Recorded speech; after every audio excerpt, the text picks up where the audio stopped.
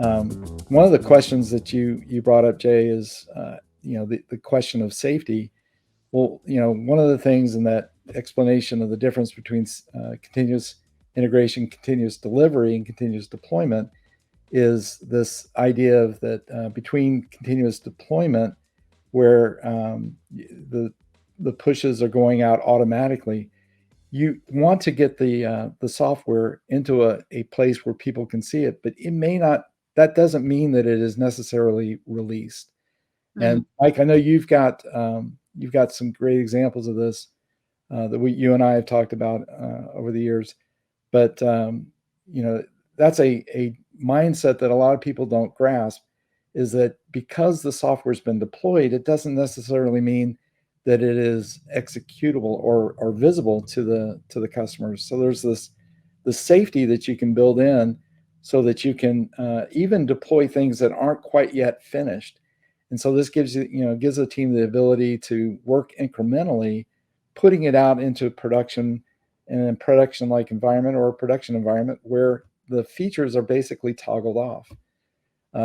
Mike, I don't know if you want to pick that up and run with it, but I think that's a point worth digging a little deeper into. You've actually hit a couple of them.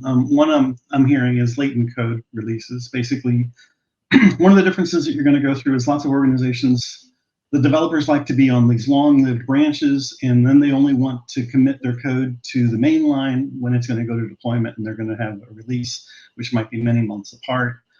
That's got its issues. I'm not going to go into it. What we change that with continuous integration or trunk-based development is actually the code is always integrated, but you find a way to sort of programmatically have a branch or an area that you either go into, possibly for A/B testing, or you don't, and it's just normal processing for everybody.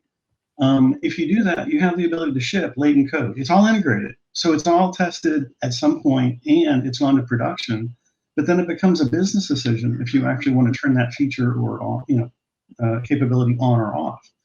And there's a variety of different ways to do that. Most common one that everyone reaches for is feature toggles, but it's not the only one. So that's part of that idea of latent code being released, having features available for, I'm sorry, it's being deployed. The release is when the business says, turn it on. So it's been there, it's been deployed, but the question is who decided and when did they decide that you wanted it on? Perry, there was another question in there, I can't remember. Well, I've just got a comment on what you're saying. There's something implicit in what you're saying that I think is really important. You're talking about release, and we're talking about, so first of all, you just distinguish deploy from release. Yes. And as soon as you have a distinction, you have more places to make a choice. Okay, I should probably turn that off. But also when we say release, even release itself, release, is it a general release? Is it a full release? Is it a release to test users? Is it a release to people whose last names start with S? So you can do those kind of things and actually have partial releases. I mean, I don't know if this is still the case, but Amazon used to have a policy that any developer could do an experiment for 2 hours in production with something like 5% traffic.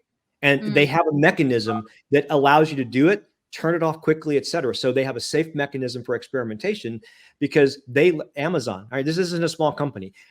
They learned that if developers actually can have good ideas, and if you allow them to try things out, you might find some really good things. But the thing is, if you want to do that, you need to do it in a safe way. So they actually said, this is so important, we're going to build a mechanism for allowing experiments of a particular nature so that developers can learn stuff. But distinctions are important. Deploy versus release versus fully released, but also deploy versus deliver. So I was in a situation, Mike, you as well, and Perry, you as well, where we had a customer that was delivering software via satellite. And that delivery was very unreliable. And just by separating deliver, then deploy, then release, we were able to isolate and debug things far better.